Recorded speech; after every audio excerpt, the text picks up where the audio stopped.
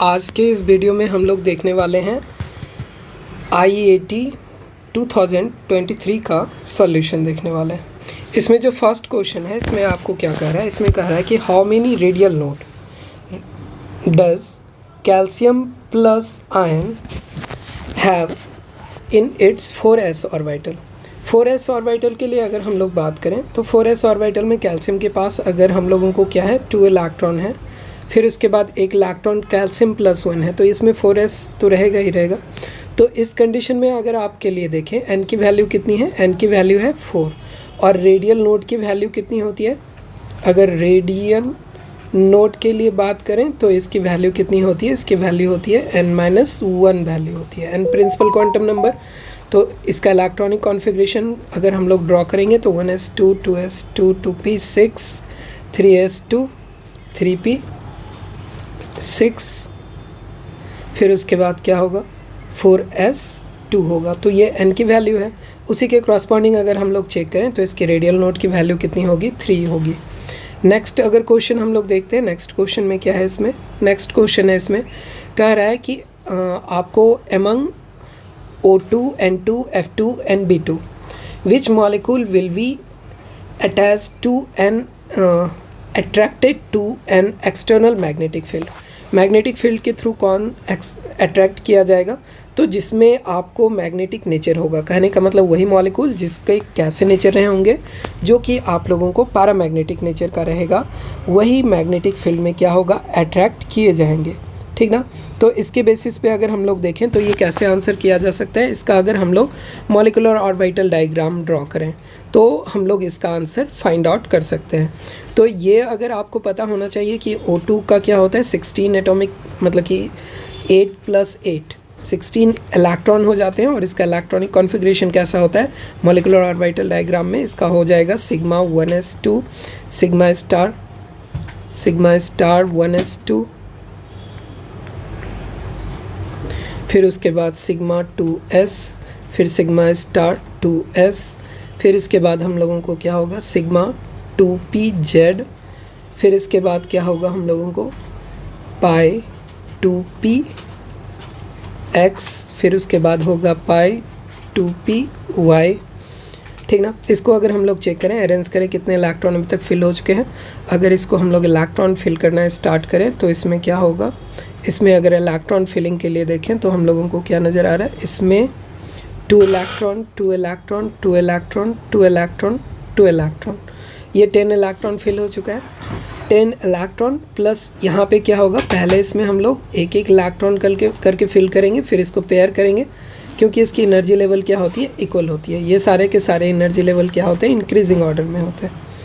तो इसको अगर हम लोग देखें यहाँ तक फिल हो चुका है, ये कितना हो चुका है 14, और 2 इलेक्ट्रॉन और फिल होगा। तो इसके अगर हम लोग सिंपल ऑर्डर देखें तो इसके बाद क्या होने वाला है, इसके बाद जो होता है पाई 2px, और इधर क्या होता है पाई 2py, लेकिन ये क्या होगा पाई स्टार होता है। तो पाई स्टार में एक एक इलेक्ट्रॉन आएंगे, तो ये क्या हो जाएगा आपको पैरामैग्नेटिक। कहने का मतलब O2 हमारा पैरामैग्नेटिक है, तो O2 का पैरामैग्नेटिक नेचर है। फिर इसी के जैसा अगर हम लोग बात करें कि कौन दूसरा एलिमेंट है जो कि पैरामैग्नेटिक नेचर का रहेगा, तो पैरामैग्नेटिक नेचर के लिए अगर हम लोग बात करें F2, तो इसमें कितने होंगे, इसमें होने वाला है आपको, अगर F2 के लिए बात करें तो इसमें 2 एक्स्ट्रा इलेक्ट्रॉन आ जाएगा 18, तो सेम इलेक्ट्रॉनिक कॉन्फ़िगरेशन में ये क्या हो जाएगा डायमैग्नेटिक हो जाएगा। तो F2 इज़ नॉट पैरामैग्नेटिक, तो हमारा क्या हो जाएगा F2 क्या हो जाएगा हम लोगों को 18, और सेम इलेक्ट्रॉनिक कॉन्फ़िगरेशन फॉलो किया जाता है तो उसमें क्या हो जाएगा ये पेयर्ड हो जाएगा, तो वो डायमैग्नेटिक हो जाएगा, ये क्या हो जाएगा डायमैग्नेटिक। नेक्स्ट अगर हम लोग N2 के लिए बात करें तो N2 क्या होता है, N2 में हम लोगों को 14 इलेक्ट्रॉन है, और 14 इलेक्ट्रॉन के लिए अगर हम लोग बात करें तो 14 इलेक्ट्रॉन का जो इलेक्ट्रॉनिक कॉन्फ़िगरेशन होता है, आपको नाइट्रोजन फिर कार्बन बाकी के एलिमेंट के लिए जो देखेंगे उसका इलेक्ट्रॉनिक कॉन्फ़िगरेशन कैसा होता है 1s2 सिग्मा 1s2, फिर इसके बाद सिग्मा स्टार 1s2, फिर उसके बाद सिग्मा 2s2, फिर उसके बाद सिग्मा स्टार 2s2। फिर इधर अगर हम लोग देखें तो यहाँ पे थोड़ा सा ऑर्डर क्या होता है चेंज हो जाता है। यहाँ पे पहले क्या होगा, यहाँ पे ये इंक्रीजिंग ऑर्डर था आपको, फिर इसके बाद क्या वैल्यू होगा, पाई 2px आ जाएगा पहले, फिर उसके बाद क्या आएगा, ये is equal to pi 2py, और फिर इसके बाद क्या होगा, सिग्मा 2pz का इलेक्ट्रॉनिक कॉन्फ़िगरेशन होगा। तो अगर हम लोग बात करें B2 के लिए, सबसे पहले चेक करें B2 में कितने इलेक्ट्रॉन, 10 इलेक्ट्रॉन, और 10 इलेक्ट्रॉन को अगर हम लोग इसमें फिल करें तो इसकी इलेक्ट्रॉनिक कॉन्फ़िगरेशन कैसे होने वाली है। अगर इसके लिए हम लोग इलेक्ट्रॉनिक कॉन्फ़िगरेशन चेक करें तो यहाँ पे 2 इलेक्ट्रॉन, 2 + 2 4 6 8, ठीक ना, 8 तक में तो कोई दिक्कत नहीं है, लेकिन जैसे ही हम लोग 9 फिल करते हैं तो ये सिंगल पेयर्ड में होगा, सिंगल होगा, तो ये भी क्या होगा, पैरामैग्नेटिक। कहने का मतलब ऑक्सीजन एंड B2 हमारा पैरामैग्नेटिक है। तो बच किसको गया है, नाइट्रोजन को चेक करना। नाइट्रोजन के लिए कितने इलेक्ट्रॉन होने चाहिए, 14 इलेक्ट्रॉन।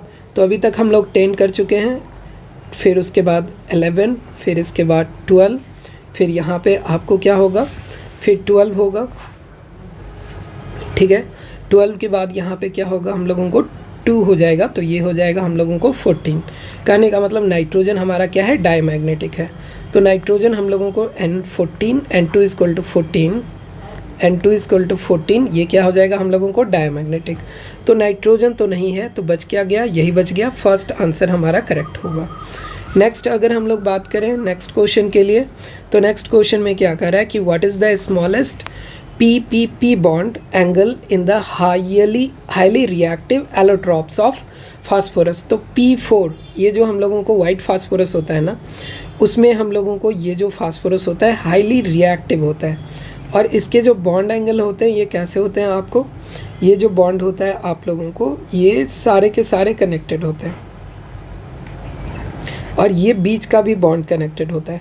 तो इसके किसी भी फास्फोरस के बीच का बॉन्ड एंगल देखिएगा, तो ये बॉन्ड एंगल कितने का होगा, ये 60 डिग्री का होगा। तो ये हमारा स्मॉलेस्ट फास्फोरस बॉन्ड एंगल कितने का होता है, 60 डिग्री का। नेक्स्ट अगर हम लोग बात करें, क्वेश्चन ये क्या कर रहा है, इसमें कह रहा है कि which of the following is an or of iron. Iron के और के लिए अगर हम लोग बात करें तो जितने भी और दिए हुए हैं इसमें अगर हम लोग बात करें तो सबसे पहले तो हम लोगों को आयरन के लिए देखें, तो आयरन का अगर हम लोग और देखें तो सिडेराइट, ये सिडेराइट का फार्मूला क्या होता है, सिडेराइट का फार्मूला होता है आपको FeCO3, फेरिक ऑक्साइड, ये ठीक, ये फेरस ऑक्साइड है, ये FeCO3 फेरिक कार्बोनेट है। फिर अगर हम लोग वॉक्साइड के लिए चेक करें तो ये क्या होगा, Al2O3, ये एल्युमिनियम का और होगा, यही आयरन का और था। मैलिकाइट के लिए अगर हम लोग बात करें तो ये कौन सा और होता है, ये होता है कॉपर का और, Cu2, फिर उसके बाद CO3, और फिर ये कैसा होगा, बेसिक ऑक्साइड हो, बेसिक होगा CO2 का होल ट्वाइस। फिर उसके बाद ये क्वार्ट्ज देखें तो ये क्या होता है, ये होता है सिलिकॉन का और, SiO2। तो हम लोगों को आंसर क्या चाहिए था, आयरन के और का, तो हमारा आयरन का और क्या होगा, सिडेराइट होगा। नेक्स्ट अगर क्वेश्चन में हम लोग देखें, क्वेश्चन नंबर 8 में ये क्या कह रहा है, ये कह रहा है कि which parameter are plotted in the Ellingham diagram. Ellingham diagram में हम लोगों को क्या होता है, एलिंगम डायग्राम में आप लोगों को गिव्स फ्री एनर्जी, ये इधर क्या होता है, इधर होता है आपको गिव्स फ्री एनर्जी, जो कि आपको रिलेटेड किससे है, रिलेटेड है आपको इंथैल्पी और एंट्रोपी से रिलेटेड है, और इधर क्या होता है, टेम्परेचर रिलेटेड होता है। तो हम लोगों को एलिंगम डायग्राम में क्या होगा, गिव्स फ्री एनर्जी और टेम्परेचर के बीच ग्राफ होगा। ये जो आप लोगों को इसका जो स्ट्रक्चर होता है, ऐसे टाइप इस तरह का स्ट्रक्चर होता है, ये जो होगा हम लोगों को क्या होगा, ये होगा डेल्टा H की वैल्यू रिप्रेजेंट करेगा, और इसका जो स्लोप है ये किसको डिनोट करेगा, ये डेल्टा S को डिनोट करेगा। तो हमारा आंसर क्या पूछ रहा था, सिर्फ ग्राफ के बारे में पूछ रहा था, तो ग्राफ आपका क्या होगा, डेल्टा G एंड T के बीच का ग्राफ होगा। ये टेम्परेचर है और वो क्या है, आपको गिव्स फ्री एनर्जी है। नेक्स्ट अगर हम लोग बात करें क्वेश्चन के लिए, तो ये क्वेश्चन क्या कह रहा है, इसमें कह रहा है कि which of the following compound is a not undergo Finkelstein reaction with NaI sodium iodide via SN2 pathway. SN2 pathway के लिए क्या चाहिए आपको, SN2 पाथवे के लिए हम लोगों को 1 डिग्री एल्काइल हैलाइड चाहिए। उस कंडीशन में अगर हम लोग चेक करें तो SN2 पाथवे आपको कहाँ पे होगा, हम लोगों को क्या पूछ रहा है कि नॉट अंडरगो। तो नॉट अंडरगो कहने का मतलब यहाँ एराइल के ग्रुप में जहाँ पे अगर ब्रिज पोजीशन पे यहाँ कनेक्टेड है तो यहाँ पे बैक साइड से अटैक नहीं कर सकता है, तो यहाँ पे नहीं होगा और यहाँ पे भी नहीं होगा क्योंकि ये डबल बॉन्ड है। डबल बॉन्ड के जगह पे SN2 नहीं होगा, यहाँ पे एडिशन रिएक्शन हो जाएगा। तो हम लोगों को 2N3 is a correct answer which will not go SN2 pathway, ठीक ना। बाकी जहाँ पे 1 डिग्री है वहाँ पे आपको क्या हो सकता है, वहाँ पे आप लोगों को SN2 पाथवे फॉलो किया जा सकता है। तो हमारा करेक्ट आंसर क्या होगा 2N3। नेक्स्ट क्वेश्चन अगर हम लोग देखें इसमें क्या कह रहा है, नेक्स्ट क्वेश्चन में कह रहा है कि इसमें हम लोगों को कह रहा है कि which one among the following is the most effective way of synthesizing normal propyl benzene। Normal propyl benzene का सबसे अच्छा तरीका क्या होता है कि हम लोगों को फ्रीडल क्राफ्ट एसाइलेशन करवाइएगा, फिर उसका रिडक्शन करवाइए। तो फ्रीडल क्राफ्ट एसाइलेशन वाला ये जो है ये आपको क्या देगा, फर्स्ट स्टेप में अगर आप इसको कंप्लीट करेंगे तो ये क्या देगा आपको, बेंजीन देगा, एसाइलेटेड बेंजीन देगा।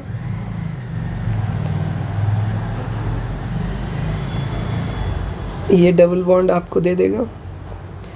नेक्स्ट इसी डबल बॉन्ड के साथ हम लोगों को प्रोपाइल ग्रुप अटैच कर सकते हैं।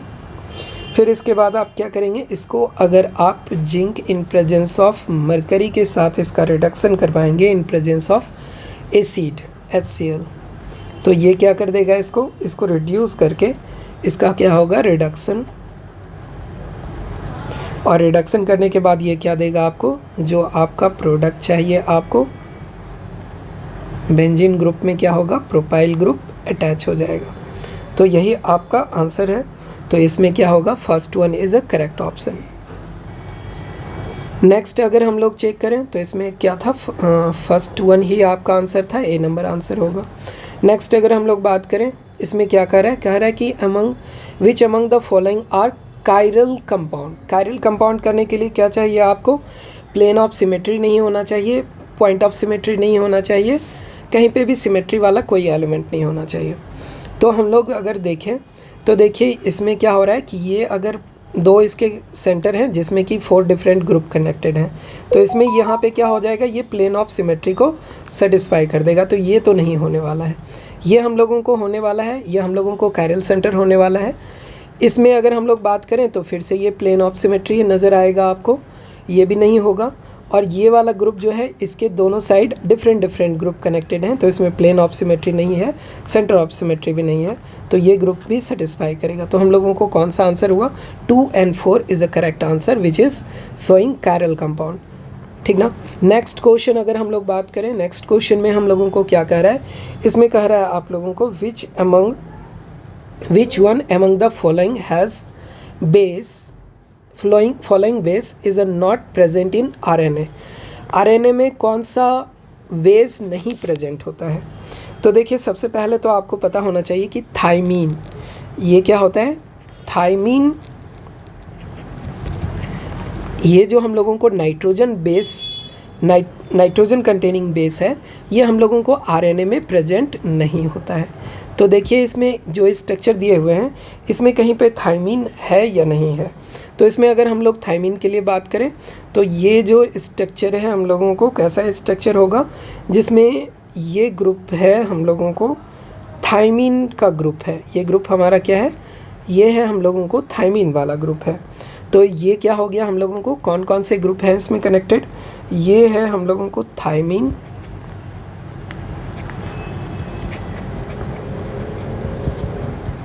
ये थाइमीन है। फिर उसके बाद अगर हम लोग बात करें तो हम लोगों को यही आंसर हो जाएगा, थर्ड नंबर हम लोगों को नहीं प्रेजेंट होना चाहिए, नॉट प्रेजेंट होगा। फिर बाकी के जो ग्रुप हैं उसमें ये देखिए आप लोगों को ग्रुप में कौन कौन कनेक्टेड है, ग्रुप में ये वाला जो ग्रुप है ये क्या है आपको, इसको हम लोग कहते हैं क्राइटोसिन कहते हैं। और इस ग्रुप को हम लोग क्या कहते हैं, इस ग्रुप को अगर हम लोग देखें तो इसको हम लोग कहते हैं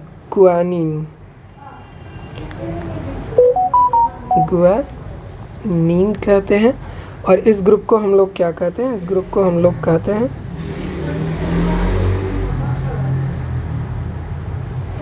फर्स्ट वन में हम लोगों को क्या होगा, ये डबल बॉन्ड है, ये N है, ये ग्रुप हो गया क्राइटोसिन।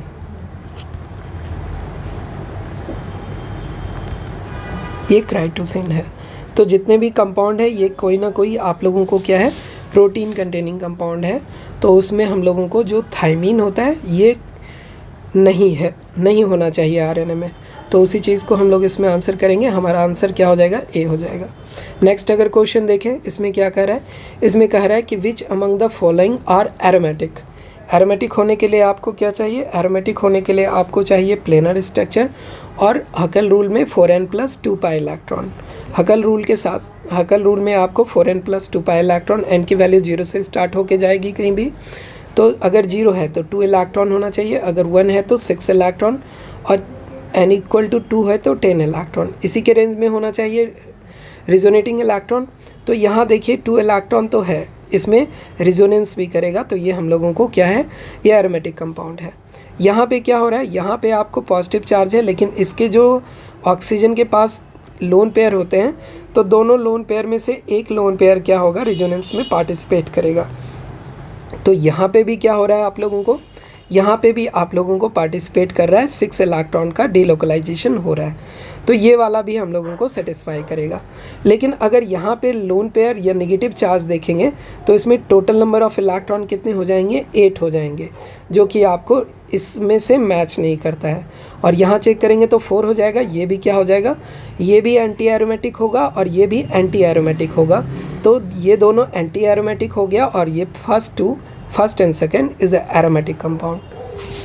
तो हमारा आंसर चाहिए था एरोमेटिक, तो ए नंबर ऑप्शन होगा।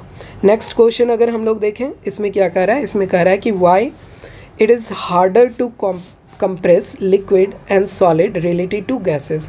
आपको पता है ना कि गैसेस पार्टिकल के बीच क्या होता है, इंटरमॉलिकुलर स्पेस बहुत ज़्यादा होते हैं, तो इसको हम लोग इजीली कंपेयर करते हैं। लेकिन जो सॉलिड एंड लिक्विड है इसके बीच क्या होता है, इंटरमॉलिकुलर स्पेसेस बहुत कम होते हैं, तो जिसको हम लोग कंप्रेस नहीं कर सकते हैं। तो इसी का चेक करते हैं क्या है इसमें, molecules are closer to each other in solid and liquid. तो ये ऑप्शन हमारा करेक्ट है। तो ये ऑप्शन करेक्ट है आपको, due to presence of electron nuclear attraction. नहीं, ये अट्रैक्शन के कारण हम कंप्रेस तो कर सकते थे, अगर हम लोगों को ये क्या होगा, रिपल्सन के कारण हो जाता है। जब एक दूसरे के बहुत क्लोज आ जाएगा तो न्यूट्रॉन रिपल्सन और इलेक्ट्रॉन रिपल्सन के कारण हम लोग कंप्रेस नहीं कर पाएंगे। जब बहुत इंटरमॉलिकुलर स्पेस को ओवरलैप करेगा तब। तो इसके सिंपल आंसर क्या होंगे, ए नंबर ऑप्शन करेक्ट है। नेक्स्ट अगर हम लोग बात करें, नेक्स्ट क्वेश्चन के लिए अगर हम लोग देखें, इसमें क्या कह रहा है, नेक्स्ट क्वेश्चन नंबर 12 में आपको कह रहा है कि इसमें आपको जो मॉलिक्यूल दिया हुआ है, इसमें क्या कह रहा है, इसमें कह रहा है कि related to the Freundlich adsorption isotherm which one of the following statement is not correct. ये हम लोगों को अगर बात करें कौन सा इक्वेशन हम लोगों को करेक्ट नहीं होगा, ठीक ना।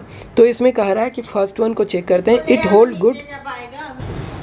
ये क्या कह रहा है आपको, ये कह रहा है कि related to Freundlich adsorption isotherm which one of the following statement is not correct.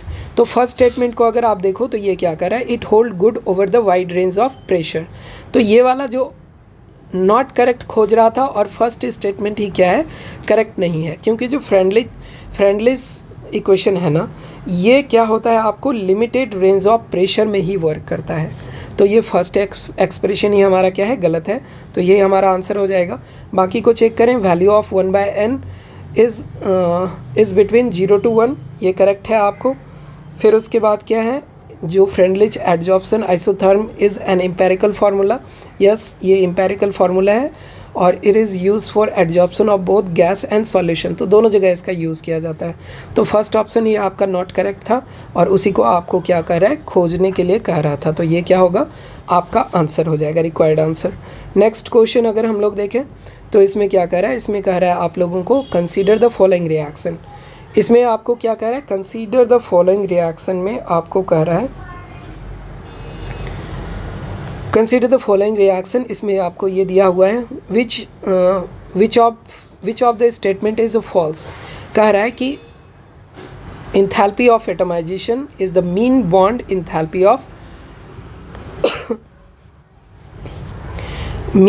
enthalpy of carbon hydrogen bond. तो देखते हैं बाकी स्टेटमेंट क्या है। 4 CH bond is identical in length and energy. All the 4 CH bond are identical in bond and energy. फिर क्या कह रहा है, energy required to the break individual CH bond is successive step is different. देखिए ये सारे के सारे अगर CH4 में बात करें तो सारे के सारे बॉन्ड क्या हैं, इनिशियली सारे के सारे आइडेंटिकल होते हैं लेंथ एंड एनर्जी में। फिर अगर इसको आप ब्रेक करना चाहेंगे तो स्टेप बाय स्टेप अगर ब्रेक करोगे, एक को ब्रेक कर दिए तो दूसरे को ब्रेक करने की एनर्जी क्या हो जाती है, डिफरेंट हो जाती है। तो ये स्टेटमेंट भी करेक्ट है। फिर उसके बाद क्या है, mean CH bond enthalpy differ slightly from the compound to compound. अगर किसी भी कंपाउंड में कार्बन हाइड्रोजन बॉन्ड की बात करें तो अगर कंपाउंड चेंज हो जाएगा तो उसके बाद क्या हो जाएगा, कार्बन हाइड्रोजन बॉन्ड की वैल्यू थोड़ी सी डिफर कर जाएगी। तो ये तीनों स्टेटमेंट करेक्ट हैं और आपको फॉल्स स्टेटमेंट चाहिए था। ये क्या पूछ रहा है कि bond enthalpy is the mean of enthalpy of carbon hydrogen bond. ये हम लोगों को mean of enthalpy of carbon hydrogen bond, इसका आंसर होगा नो, नहीं होगा। अगर हम लोग बात करें, एक मिनट, अगर इसके लिए अगर हम लोग बात करें, क्या कह रहा है, all CH bond in CH are identical in a bond length and energy. तो बॉन्ड लेंथ एंड एनर्जी में ये क्या था आप लोगों को, ये आइडेंटिकल थे, ठीक ना। तो हम लोगों को ऑल 4 CH बॉन्ड, एक मिनट,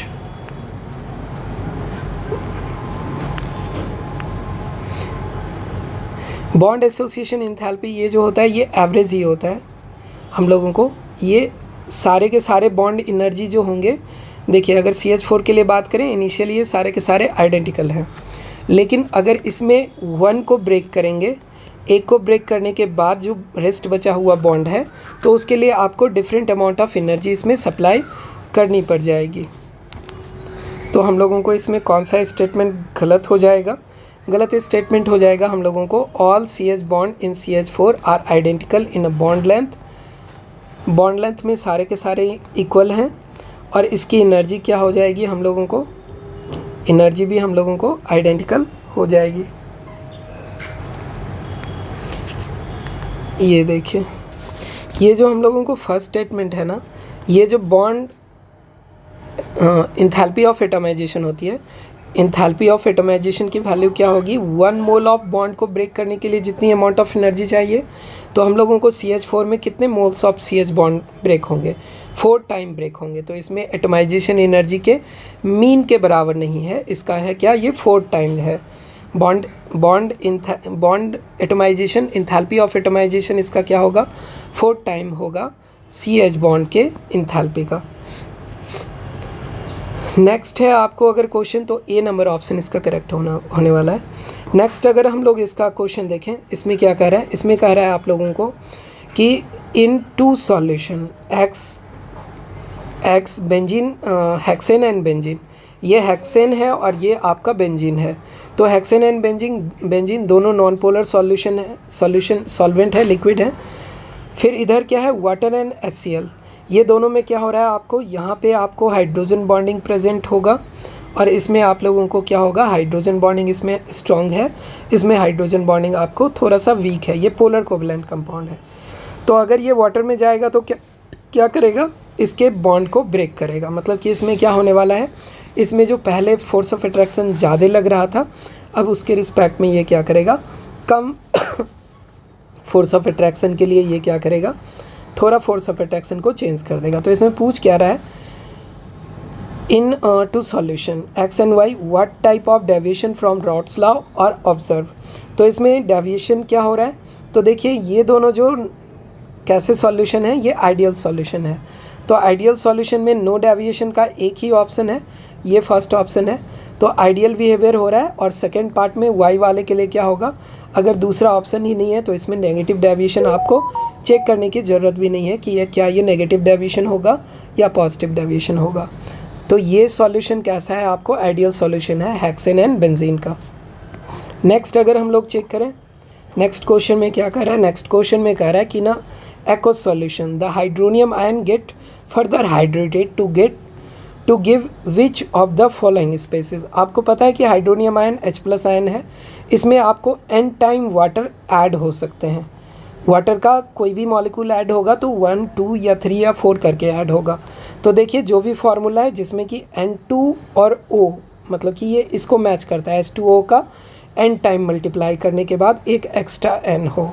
तो इसमें देखिए 4 × 2, क्या फर्स्ट में देखें 4 × 2 + 1 ये सेटिस्फाई कर रहा है, इसमें सेटिस्फाई नहीं कर रहा है। 8 + 1 9 होना चाहिए। ये 2 × 2 कितना हो जाएगा, 2 × 2 4 + 1 5 होना चाहिए। ये भी सेटिस्फाई नहीं कर रहा है, ये भी सेटिस्फाई नहीं कर रहा है। ये क्या होना चाहिए, 6 + 1 7 होना चाहिए, ये भी नहीं होगा। तो हाइड्रोनियम आयन को कौन सेटिस्फाई कर रहा है, फर्स्ट वन। तो ये सारे के सारे क्वेश्चन थे आपके 2023 के। कुछ क्वेश्चन थे आपके, एक क्वेश्चन था आपके